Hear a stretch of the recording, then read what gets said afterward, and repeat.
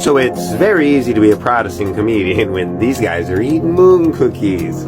They not only think that Jesus lives in the moon right above us, but God the Father lives in the Son and his name is Santa. Warning, this is not the Wizard of Oz. We are Protestants here. But don't worry, you're probably an exoteric Catholic, not an esoteric Catholic.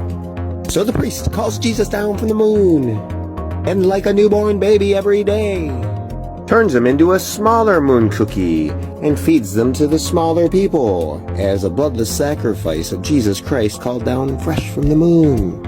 And sometimes they'll even make an eclipse, like when the false son of God comes down at the summer solstice. And guess who's going to be in the Chinese Iron Man suit? None other than Putin himself. I'm still wondering who's going to play Santa. It'd be hilarious if it was Tim Allen. And can't forget the Catholic Mass Typology eclipse for the springtime when Mary shows up. Oh yes, just like Jesus had 7 holidays in Leviticus 23 and played them out and showed them in his 42 months, the devil's got 7 holidays and he's about to play them out, all of them. Each one will be the old pagan ways and convince the world more and more that God lives in the sun, Jesus in the moon, the angels in the stars, when it's all a bunch of luminary BS. Belief system. Oh, I'm all for freedom of religion, but just openly tell us that you're a luminary, and I'll openly say that and prove that this dude's Antichrist.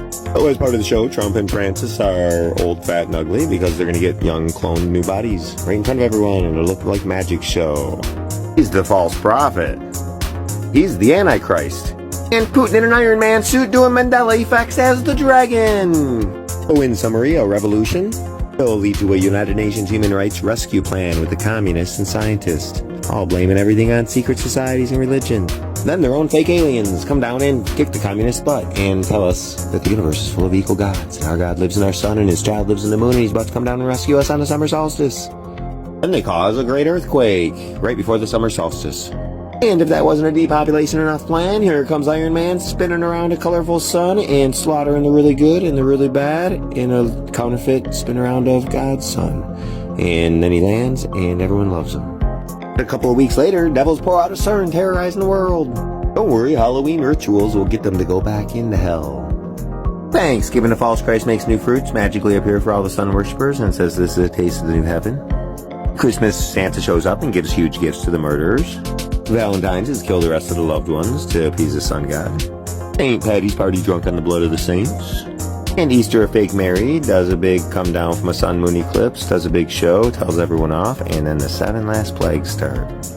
So the moral of the story is to have a love for the truth so you don't get strong delusion and end up eating moon cookies.